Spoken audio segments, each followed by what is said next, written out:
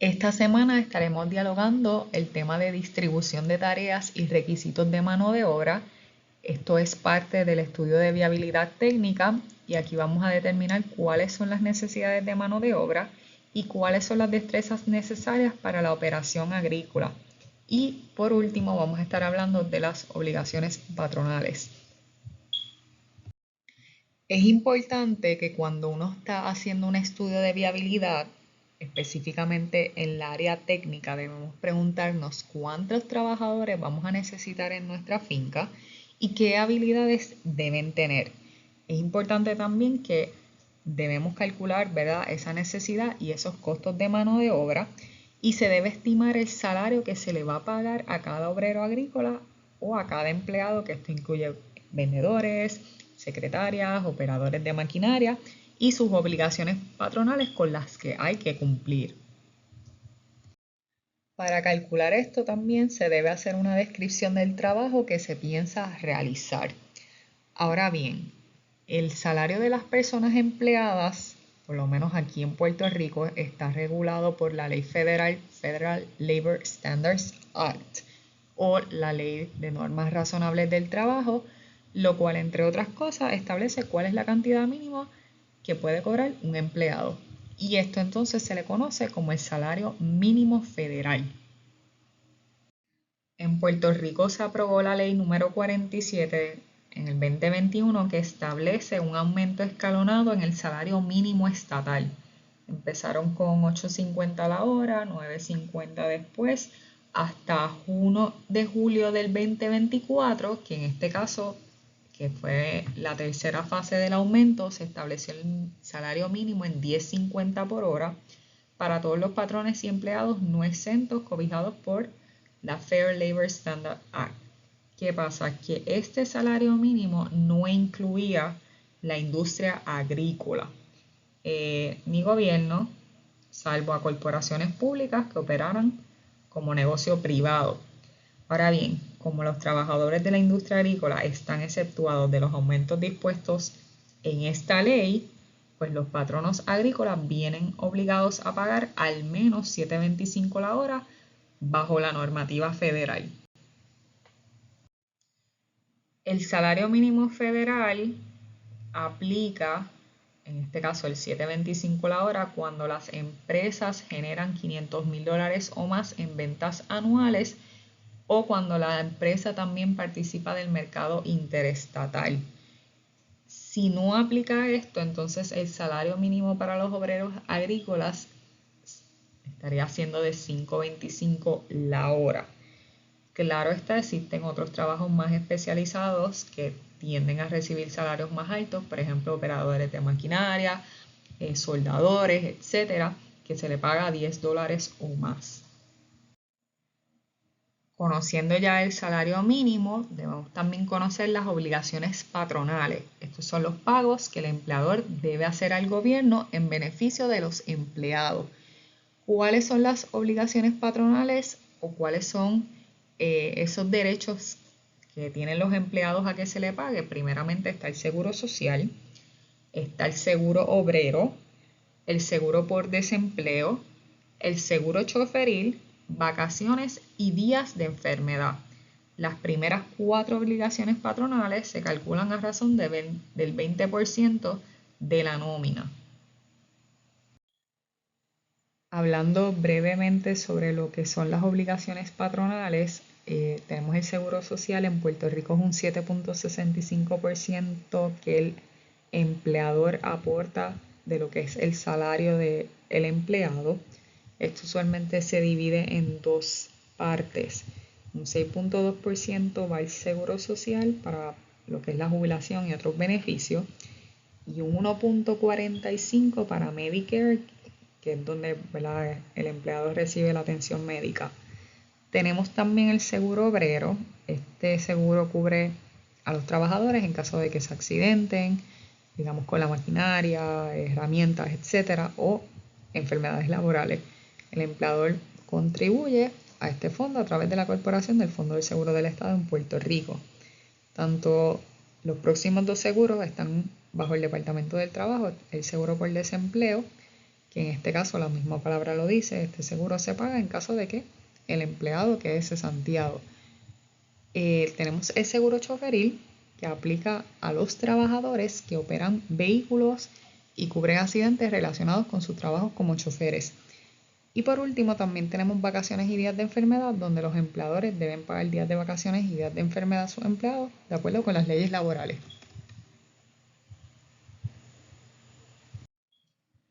Tenemos los incentivos a los obreros.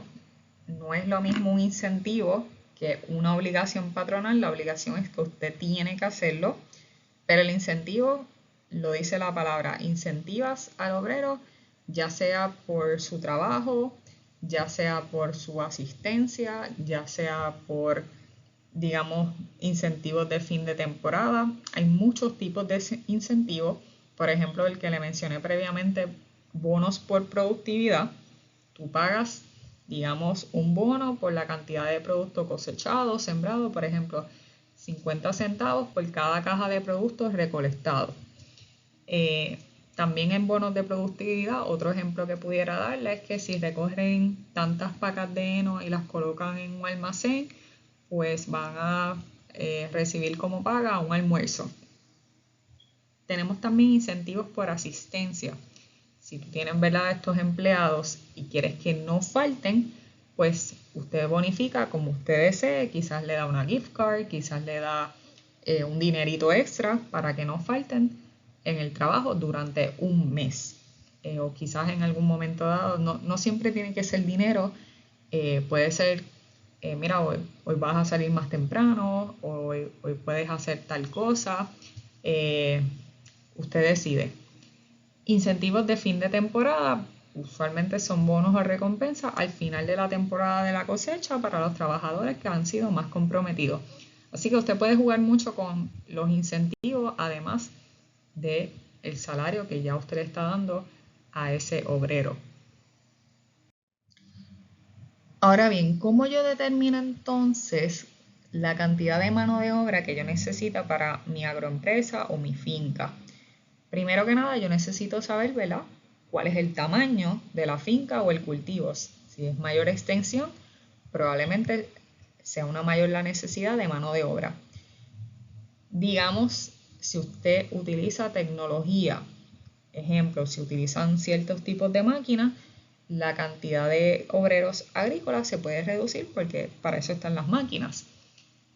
Calendario de producción.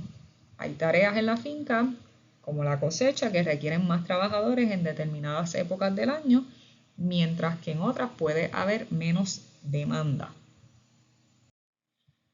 En términos de la correcta distribución de las tareas, pues mira, realmente esto va a depender de algo parecido. El tipo de producto que usted está produciendo, el tamaño de la empresa y la capacidad que tiene esa empresa, la tecnología, nuevamente la maquinaria para la cosecha y las habilidades y capacidades de los trabajadores. De acuerdo a estas anteriores, entonces usted distribuye las tareas para cada uno de los obreros. Aquí hay un ejercicio, nuevamente aquí depende del tipo y el tamaño de la empresa, los puestos y la cantidad de personas que usted va a tener dentro de su finca. Por ejemplo, los obreros agrícolas, nuevamente le puse aquí un salario de $7.50. Supongamos que ese obrero está a las 40 horas semanales, pues cada semana va a tener, en este caso, una ganancia de $300 para el obrero, y para ti, pues tú tendrías que darle un salario de $300 a esa persona por trabajar las 40 horas. Si es un operador de maquinaria, como les había dicho previamente, debe ser un salario de más de $10. Aquí esto es $10.50, pero hay salarios de $15, $18 la hora, va a depender de la experiencia y las habilidades que tenga ese operador. Así que poniéndolo bajito, $10.50 por las 40 horas semanales, si es que está, sería una estimación de salario de $420. No solamente tienes obreros agrícolas, puedes tener operadores de maquinaria también, pero puedes tener otros tipos de empleados, por ejemplo, secretaria o personal administrativo, vendedores, etc. Usualmente este tipo de empleados igualmente se les paga más, entre $10.50 a $15 la hora, nuevamente dependiendo de las funciones, los niveles de especialización. Así que tienes las 40 horas y supongamos que a la secretaria le pagas $12. Eso es un total de $480.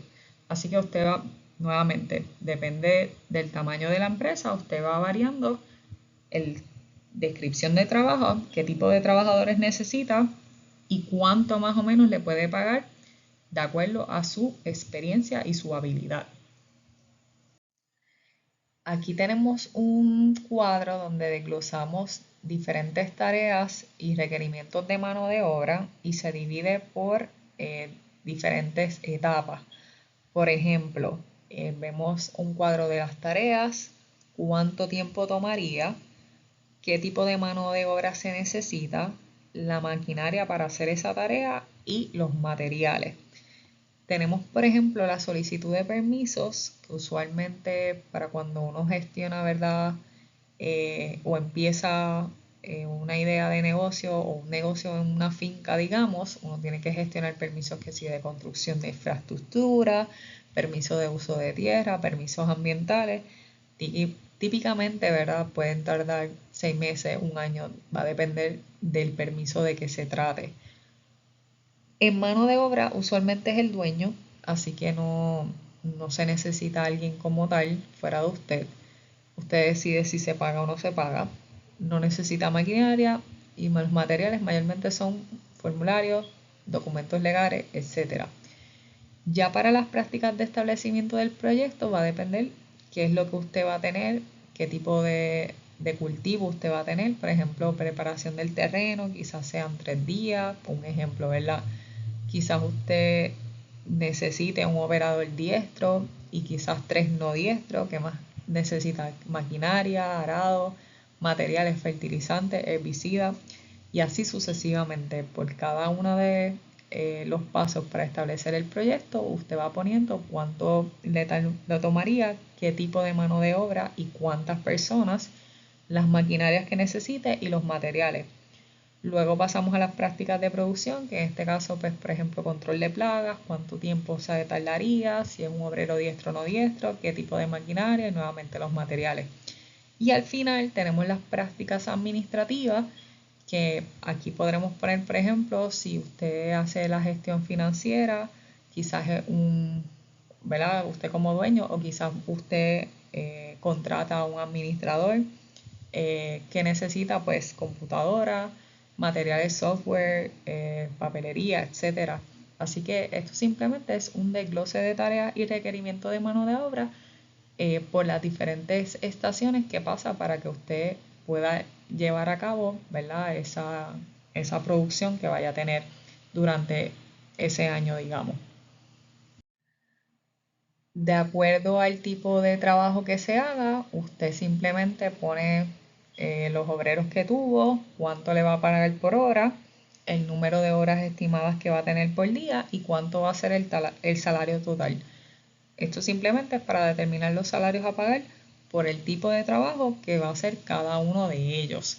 Aquí nuevamente los obreros agrícolas, 7.25, si son operadores de maquinaria, $10 o más, le puse aquí 10.50. Si es técnico agrícola, quizás $10, si es administrador, vendedor, $12, $10, $15, usted es el que decide y simplemente multiplica el salario por hora por las horas estimadas. Resumiendo, si hacemos una correcta distribución de las tareas, y claro está, estimamos la necesidad de mano de obra, mejoraremos la eficiencia de nuestras operaciones. A la misma vez, cuando tenemos la correcta estimación, ya sea de mano de obra, los costos, incluyendo los salarios, las obligaciones patronales, pues la rentabilidad y la planificación financiera se hace más estable. Inclusive la implementación de estos cálculos ayuda a tomar mejores decisiones sobre la contratación personal, la asignación de los recursos y por ende la planificación de la producción. Así que hasta aquí hemos llegado con el tema de hoy. Espero entonces verlos la próxima semana.